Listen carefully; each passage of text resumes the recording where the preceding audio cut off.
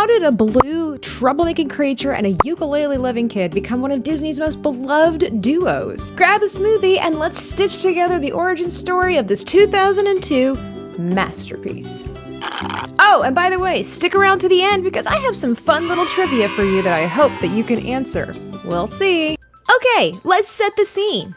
Lilo and Stitch hit theaters in June of 2002, and it was unlike any Disney movie we'd ever seen before.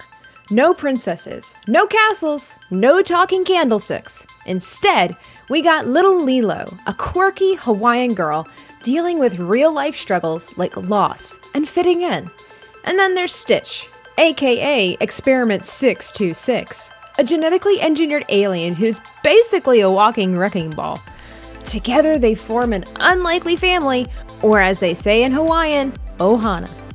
The movie blends sci-fi, comedy, and heartfelt moments, all set against the vibrant background of Hawaii. And audiences loved it.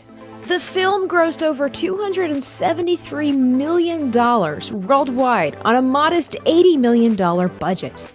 Pretty impressive for a non-princess Disney flick.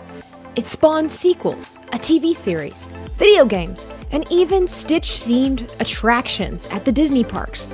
But the magic of Lilo and Stitch didn't come from a big, flashy Hollywood pitch. It started with one guy, a sketchbook, and a weird little creature who wasn't exactly hero material. Enter Chris Saunders, the creative genius behind Lilo and Stitch. Saunders was a Disney veteran, having worked as a writer and artist on hits like Beauty and the Beast, Aladdin, The Lion King, and Mulan. But rewind to 1985, way before Lilo and Stitch was a thing. Saunders was doodling in his sketchbook and came up with a bizarre, gremlin-like creature, blue, furry, with big ears, sharp teeth, and a serious knack for causing trouble. He named it Stitch. Now here's the wild part. Saunders didn't dream up Stitch for a movie. He originally created him for a children's book. Yep, Stitch was supposed to be the star of a story about a mischievous monster living in a forest, terrorizing animals, and learning to be less, well, destructive. But the book never got published. Bummer, right? Still, Saunders couldn't let go of this feisty little guy. He tucked the idea away, waiting for the right moment to bring Stitch to life. Little did he know that Stitch was about to crash land into Disney history. Fast forward to the late 1990s. Disney was riding on the Renaissance era with films like The Little Mermaid and Tarzan. But the animation department was under pressure. Big budgeted animated epics were getting expensive. And not every film was a home run. Disney needed something fresh, something different, and most importantly, something cheap to produce. That's when Chris Saunders got his shot. Disney execs, including Thomas Schumacher, asked Saunders to pitch a new animated film. Saunders dusted off his old Stitch idea, but this time, he reimagined it. Instead of a forest monster, Stitch became an alien fugitive crash landing on Earth. And instead of animals, he'd meet a human, a lonely little girl named Lilo. Saunders pitched Lilo and Stitch as a smaller, character-driven story with a focus on family, set in the vibrant, underrepresented world of Hawaii. But here's what makes this pitch so cool. Disney took a huge risk. At this time, they weren't doing sci-fi, and a Hawaiian setting was totally uncharted territory. Plus, the budget was tight. $80 million, which was way less than the epics like The Hunchback of Notre Dame. Saunders and his co-director, Dean DeBlois, were told to keep it lean and mean, relying on creativity over flashy effects. One of the things that makes Lilo and Stitch so special is its Hawaiian heart. Saunders and his team didn't just slap a tropical background on the story. They went all in to make it authentic. The crew traveled to Kauai, the island that inspired the film's setting, to study the culture, the music, and the landscapes. They worked with Hawaiian consultants, including hula experts and native speakers, to ensure the film respected aloha spirit. This is why the movie feels so real. Lilo and her sister Nani aren't just cartoon characters.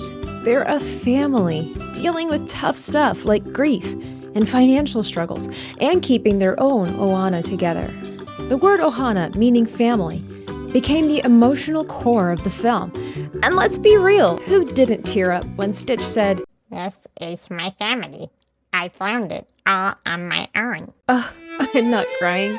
You're crying. Or maybe we're all just crying." Now let's talk about how Lilo and Stitch came to life. Since the budget was smaller, the team got creative.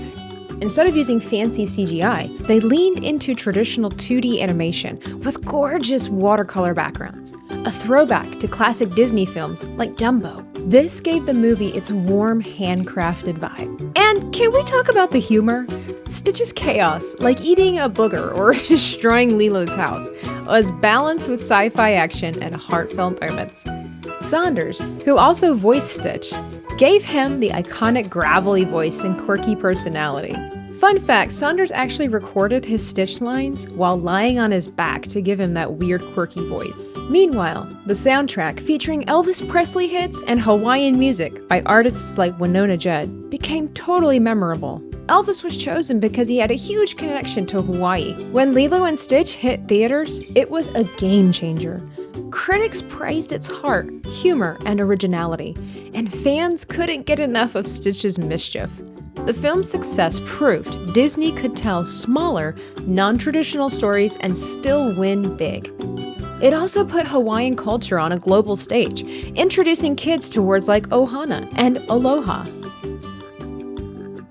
Today, Stitch is a Disney icon. He's everywhere. Theme parks, merch, even tattoos. The franchise grew with 3 direct-to-video sequels, a TV series, and a live-action remake in the works, coming out in May of 2025. But the original film's message about family, acceptance, and finding your place in the world is what keeps fans coming back.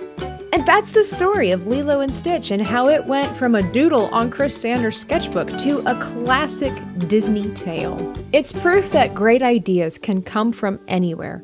And sometimes the best stories are the ones that take risks and embrace the weird. So the next time you watch Lilo and Stitch build their ohana, you'll know the creative journey behind it.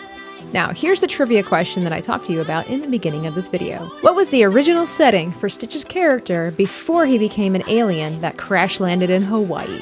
Drop your answers in the comment section down below and I'll shout you out in my upcoming videos. Also, let me know what's your favorite Lilo and Stitch moment. I'm kind of torn between when he learns to surf and when he's drinking from the lava lamp, because he makes it look really tasty. Want more Disney origin stories? Please leave a comment down below of which one that you would enjoy the most, and also be sure to hit the like button on your way out, subscribe if you're new here, and ring the notification bell so you get uploaded of all the content that I'm going to be bringing to you. Mahalo for watching, and I'll catch you in the next video.